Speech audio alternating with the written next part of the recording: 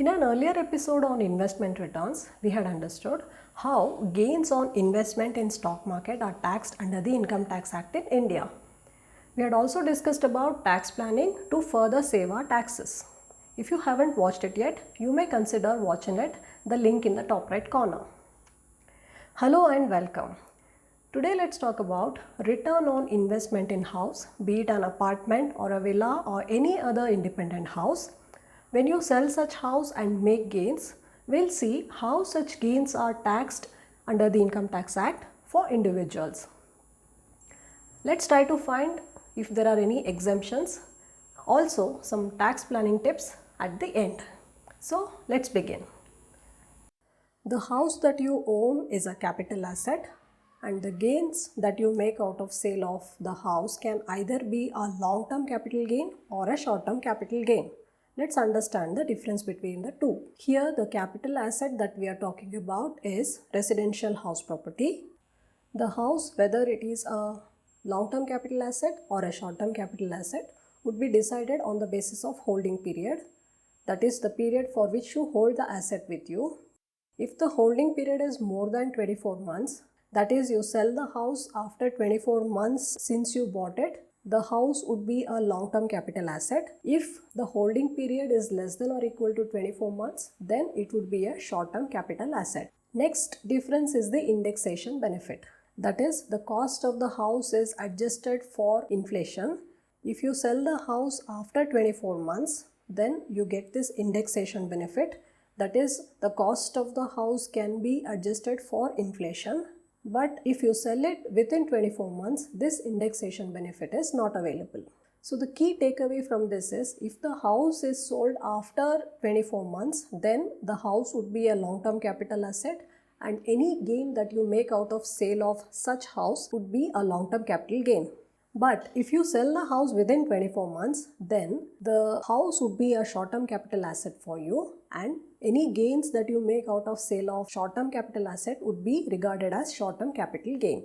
Now let us understand sale consideration. Sale consideration is the sale value, that is the value for which you sell the house. But if the stamp duty value, also known as circle rate, municipal value, guidance value, registration value, etc., that is the value that is used for registration of the property, if this stamp duty value is more than 110% of sale value, then the stamp duty value would be considered as the sale consideration. To understand this better, let us consider different scenarios. First, let us say the sale value is 25 lakhs. 110% of this sale value is 27.5 lakhs. That is 25 lakhs plus 10% of 25 lakhs is 2.5 lakhs. So total 27.5 lakhs. Let us assume the stamp duty value is 24 lakhs. In this case, since the sale value is more than stamp duty value, the sale value of 25 lakhs would be the sale consideration.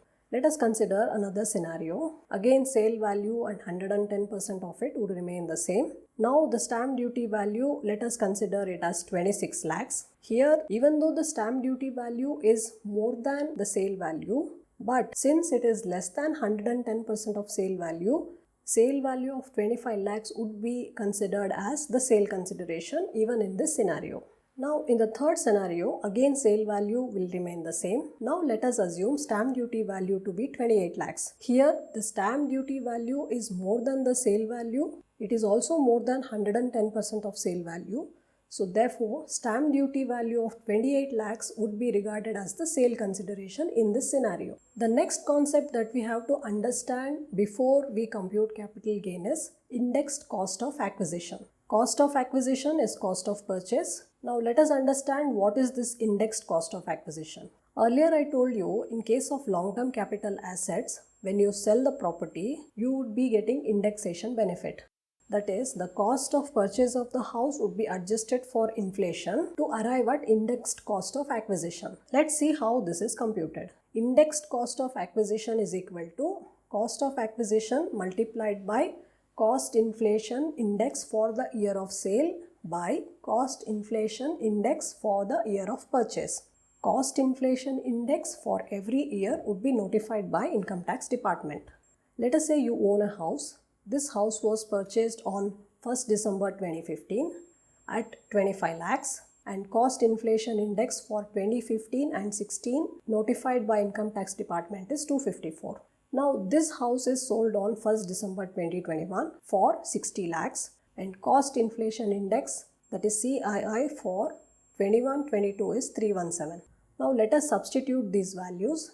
Cost of acquisition is 25 lakhs multiplied by cost inflation index for the year of sale, that is 317, by cost inflation index for the year of purchase, that is 254.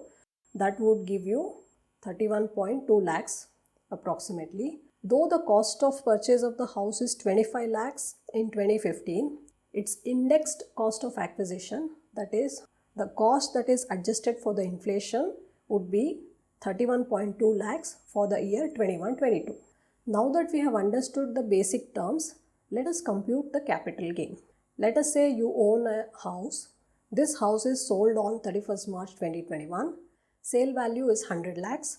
Cost inflation index is 301 as notified by income tax department. This house was purchased on 1st April 2015 at a cost of 80 lakhs and cost inflation index for 15-16 is 254. Let us compute capital gain for this. Here the sale consideration is 100 lakhs. Here I have assumed that the sale consideration is more than the stamp duty value. Now indexed cost of acquisition is 94.8 lakhs, that is 80 lakhs is multiplied by 301 and divided by 254.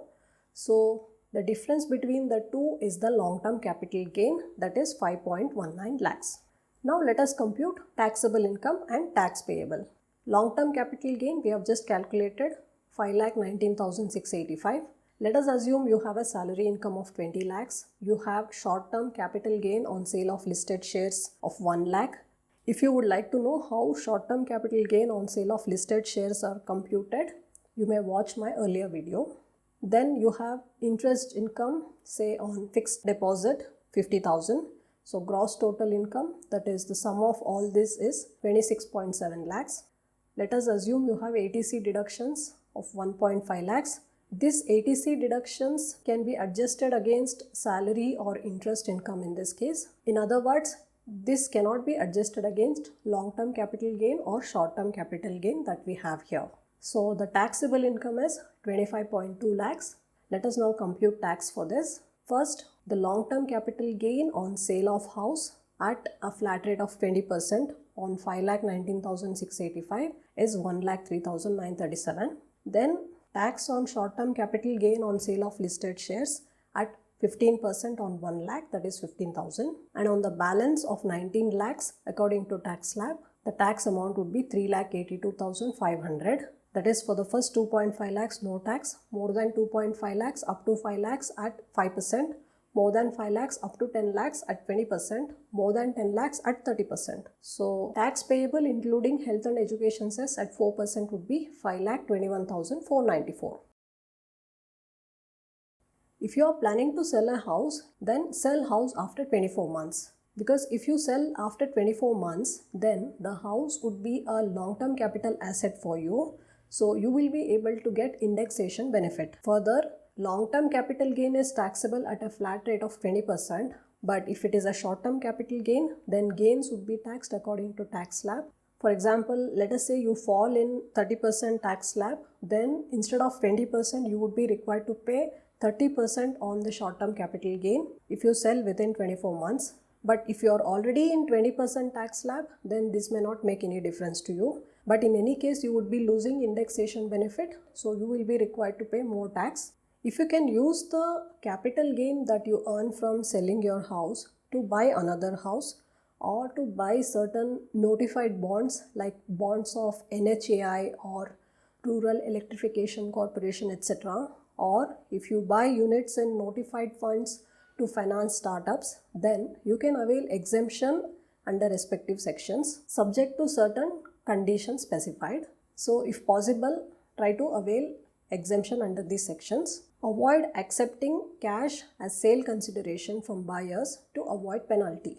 Let us say you have sold a house and it is registered for 50 lakh rupees. You have received 30 lakhs in your bank account and 20 lakhs in the form of cash. In this case, you would be required to pay 100% penalty on 20 lakhs of cash that you have received. So it is better that you have such transactions using banking channels to avoid penalty. Instead of capital gain, let's assume you have capital loss on sale of house.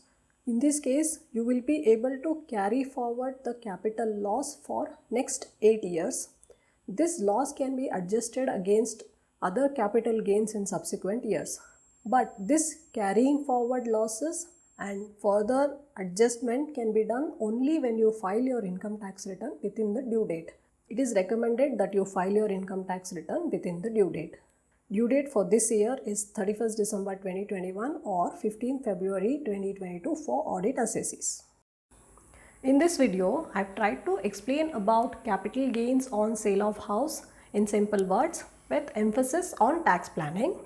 If you enjoyed this episode, you may like and share the video. Subscribe to my channel for more videos on taxation like GST, income tax, etc. Thank you for watching.